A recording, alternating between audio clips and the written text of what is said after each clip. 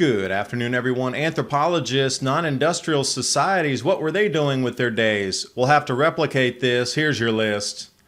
Final snow totals, Northern Hemisphere. Spain, heaviest snow in April for the last 20 years. Spain also rationing products in supermarkets. Germans take fewer showers. Prices up 22%.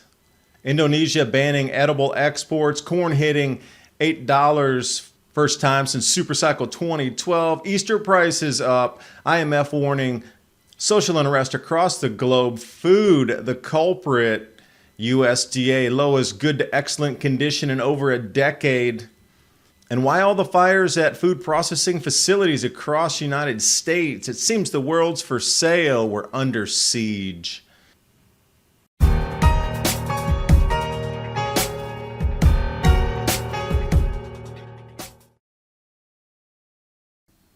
Listen to this. Studies show our mental health changes based on how many or how few wrinkles we have. Anti-aging companies prey on that, but many of their products don't work because they fail to target the root concern that contribute to wrinkles. The true way to attack wrinkle concerns is by going underneath the surface of the skin in ways to promote youthfulness. This is why I highly recommend Multi-Collagen. This amazing product helps restore skin's youthfulness by getting to the root problem that causes the wrinkles. It works because it's a health supplement, not an anti-aging serum. My skin looks better than it has in years thanks to taking it. Supercharge your collagen intake because collagen is the number one protein in our skin, and it's also the number one ingredient in this powder. And if you've been looking for a great way to improve your skin's health and youthfulness, you'll love the wonderful effects of taking collagen. And for the next 24 hours, take 51% off your order by going to healthwithadapt2030.com or click on the link in the description box below. And now on with the video. And I'm going to start you right over here, 1970s, 1980s, anthropologists working in non-industrial societies. You know, some of the more famous examples would be in Papua New Guinea. What they did was they dissected out how they spent their time. And for us moving into something very similar, we're going to start losing the necessities. Like, where are you going to get your water from? How much food can you grow? You're going to have to be more self-autonomous on repairing things. So they broke it down into time spent, and here's the full list. Acquiring materials. You're going to require more calories to do such a thing. Then tending to the animals, we're talking about sheep, chicken, goat, cattle, whatever it is. And then housekeeping, obviously, childcare, agriculture. Then the cooking and the water. It's a full list, but then look on the far right there, the proportion of time spent, chilling. But keep in mind, for thousands of years, they've wired this skill out. Well, we're coming into it for the first time, so there'll be a lot of mistakes, a lot of non-efficiencies, a lot of just giving up. I'm just too tired, can't do it. So this whole list being met, it's probably going to take 30 people or so, 2 people, 4 people. You're not going to meet all those needs. And just think about washing the clothes for a second. Who has a washboard and the soap for that? Because if you lose electricity, you're still going to need to wash clothes. And then you're going to need the water for that. But where's that water going to come from? And then more agitation, and you have the muscles. You won't be able to wash as much in the beginning. And you're going to break a lot of buttons, so you need to repair a lot of stuff. So again, just even, sewing the buttons back onto the clothing that are lost because you're, on the washboard. But that's a great list to look at, to start to prepare yourself, and then look out in the stores and see some of those things that you could get now to make your life a little easier. And, start that as your main list and go from there.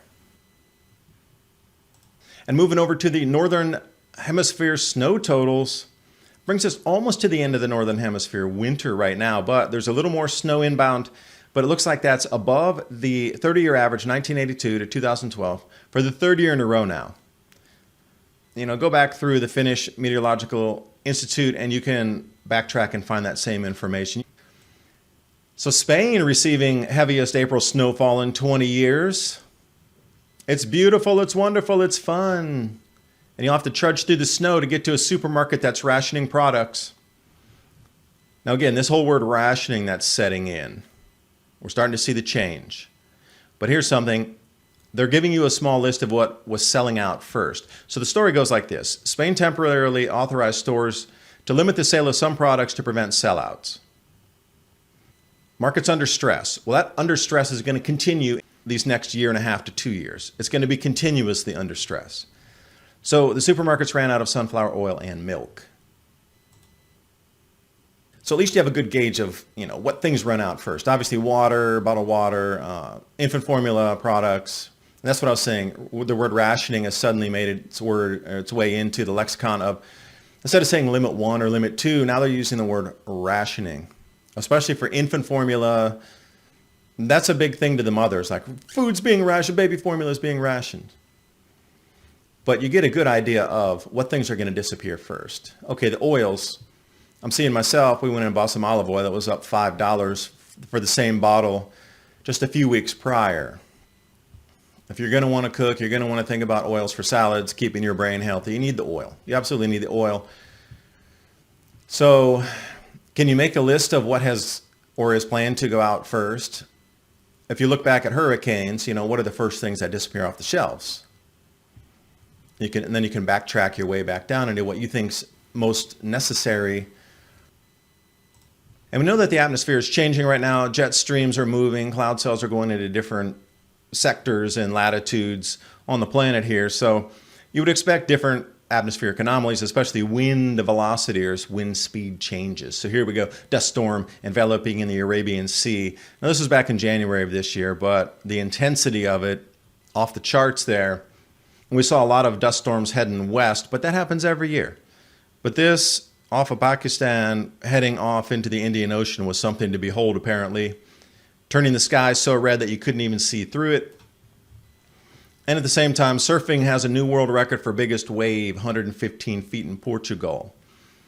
Okay, the surfing itself is amazing. To watch somebody go down something that is almost 12 stories tall on a building. But it means that the wind is increased as well. It takes faster winds at a more prolonged duration to get these higher swells. So that's just another verification. You can look at the dust coming off Africa, or you can look at the waves increasing, or we can look at the sideline derecho winds. Wherever you're looking, you're seeing a lot more wind velocity increases. Now over here to Germany, a few days back I was reporting on that German PPI, which is the producer price index, increasing 30%. They're going to have to knock everything on. So again, German inflation, 22% increase if anybody's buying. And at the same time, I was kind of shocked to see this news headline here. Germans told to take fewer showers as energy costs bite. Reduce your living standard. Hey, that sounds like a mantra we keep hearing again and again. You ready for insects? No meat. Well, let's look over at Easter. The cost of Easter increasing in the 1 year period.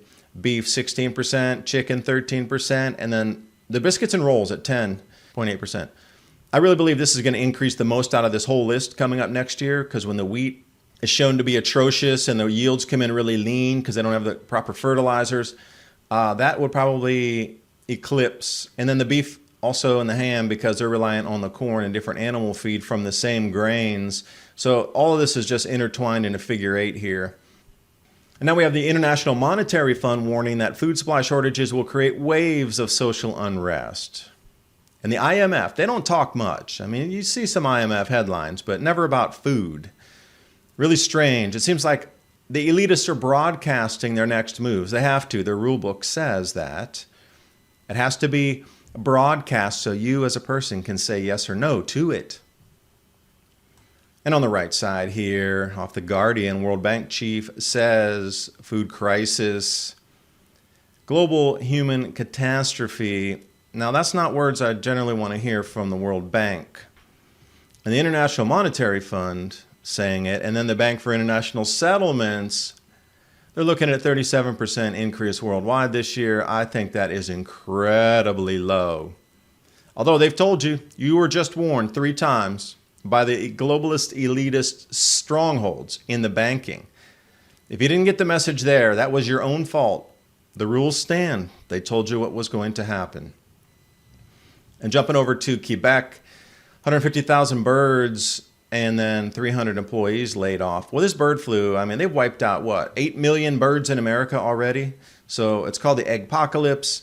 Egg wholesale prices are up 3x or a threefold increase, and eggs are going to get more and more difficult to find unless you find your local farmer in your community. And then if we jump over here to Italy, backing up what the World Bank's talking about, we got bread lines in Italy already. That's shocking. Western nation already with bread lines. And then over to oilprice.com, we got the food prices soaring. And I'll read the 3 bullet points here. Global food price hitting their highest record levels. Okay, that's going to be a repeat.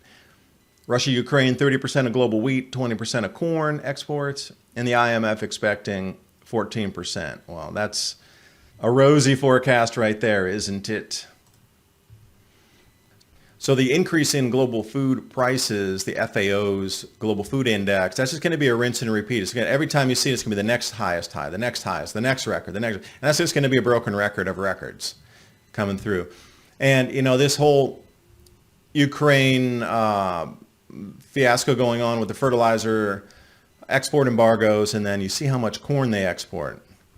So the planting intentions around the world right now, farmers can't get the fertilizer and herbicide they need, so they're switching crops. In that switch, they're switching away from corn into other items. Beans, let's use for the other number 2 example. Now, corn's used for everything. Predominantly, anything that comes out of a box in a supermarket is going to have some corn product in it. And you can start lining up the different ingredients from the corn starch to the corn meal, the high fructose corn syrup, and there's other derivative products for binders and starches, etc. But then you come into the animal husbandry, and we start to see a lot of animal feed is based on corn, corn product, corn byproduct, and then also ethanol. So if the world's corn is going to be reduced by 50 or 60% because the planting intention's not there, it costs farmers too much, A, the corn price is going to skyrocket, but B, what do you think is going to happen to the foods in the supermarket that require those corn-based ingredients that won't get manufactured? You know, manufacturers go, well, you couldn't get the thing. Okay, sorry for the food shortages. IMF warned you. Bank for International Settlements warned you. And the IMF warned you too. You didn't get the message? All 3 of those major institutional players that are the central banks of the entire planet, that clear for the central banks, all told you food shortages are inbound and you didn't get it. We warned you. You didn't get it. That was your own problem. There was 3 warnings from 3 different financial institutions that run the world's money, and you didn't get it at that point. That's your fault. Again, that's the rules. That's the rules that the elite play by.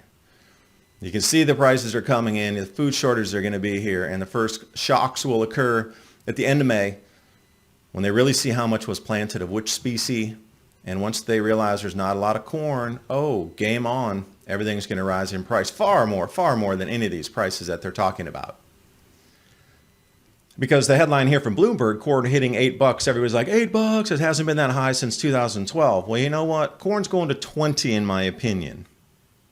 $20 corn, $20 wheat, world upset, fabric of society ripped as our food non-availability, and people get really angry about that.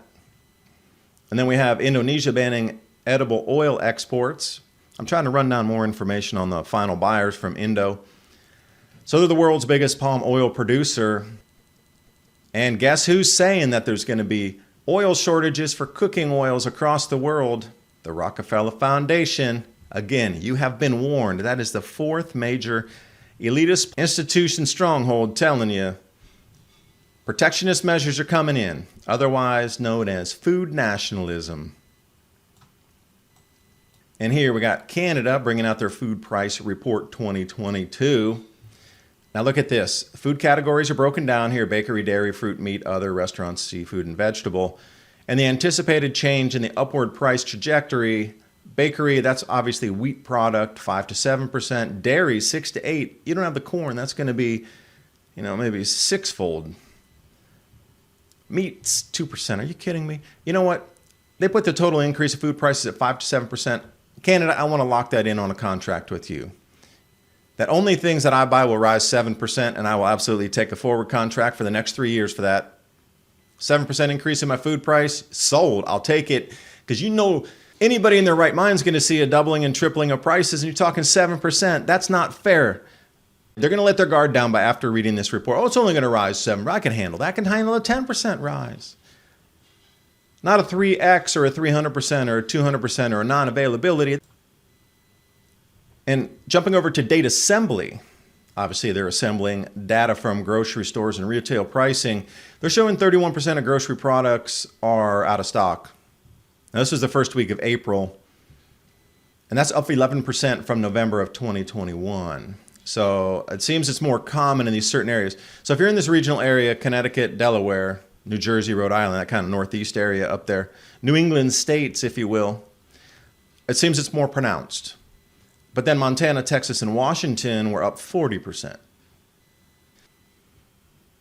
So if you're in those areas, you're going to want to get a little more prepped out, because you can already see where they're focusing a little bit of the shortages, and it should amplify. Because I can't see them just instantly switching supply chains. Like, oh, the New England area, they're getting lean on everything. Let's just detour everything coming out of the Midwest. Won't work like that. So where it's continuing to get, less available, higher prices, it's just going to amplify from here. Now, Texas, I'm getting a few reports from friends who are down there saying it's incredibly dry, windy, and they're having trouble even in a garden setting. Let alone we're getting reports from USDA talking about corn plantings. Again, it's back to the corn.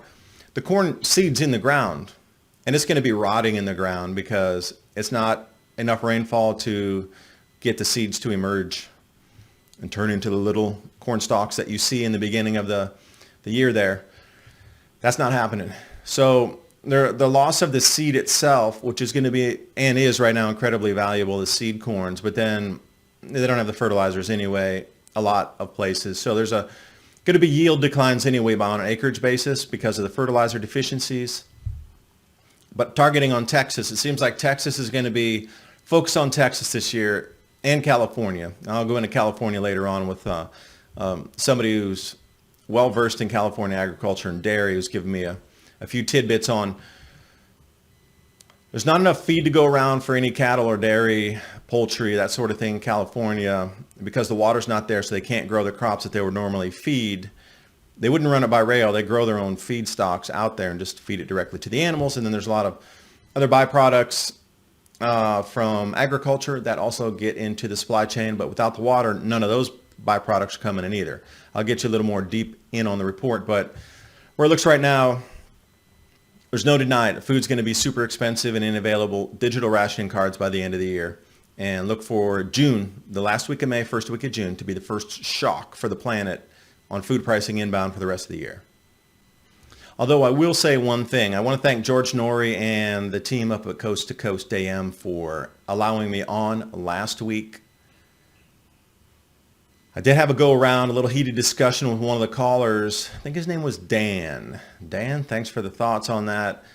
See, he was saying that in Kansas, where he's living, they're having what he claims is the most optimal, unbelievable record yields that you have ever seen in your whole life happening right now. Because if these microclimates are growing in certain regions, so Dan, if you're listening, thanks for the thoughts, and I want to know, where you were in Kansas, what's the size of the area there? Is it a 25-mile square area that's having optimal, unbelievable record production, or is it a 50 square mile area? Like, how big is this area that's having this impeccable, amazing microclimate, ultimate grow condition right there? Because here in East Tennessee, the wheat's looking pretty good. It's about, waist high or so, but we had plentiful rainfall, and it's been real windy. So, between the rainfall and the wind, and those crops are looking really good out here right now too, but it's only in our area. So, these targeted microclimates, if we're coming into herbicide and fertilizer shortages, we should start identifying some of these areas across the U.S. and target our resources and target our supplies there. So Dan, if you're listening, I'd really like to know the size of it, and that'd be something good, because I have the GIS software to start mapping out some of these areas that might have optimal production, and then put that as a new sort of crop map out there comparatively to what just the USDA is saying. And if you want to listen to the conversation there, that was on Coast to Coast AM, and it was on the 20th. But again, on the 20th, and then it turns over to midnight, and it was really the morning of the 21st from 1 to 3 a.m., talking about some of these same issues, given the forecast out through harvest season of this year. And again, thanks, big shout out to Coast AM. So growing food and getting it into the warehouses and the processing facilities is going to be a task in itself this year. But now we're starting to see massive amounts of fires and destruction and damage to these very same food processing facilities. And there is a plethora. And I started to run down some lists and find different lists that were on Telegram. Shearer's Foods, plant destroyed by the fire, it collapsed, and then everybody's laid off there. Selena's Foods, total loss after a fire. So, wherever we're going to put these into, and the bulk powder solids. So we find all these losses happening, and then suddenly it becomes a tidal wave. I think there's 20 plus this year alone. It's the fourth month? And we already got 20 of these.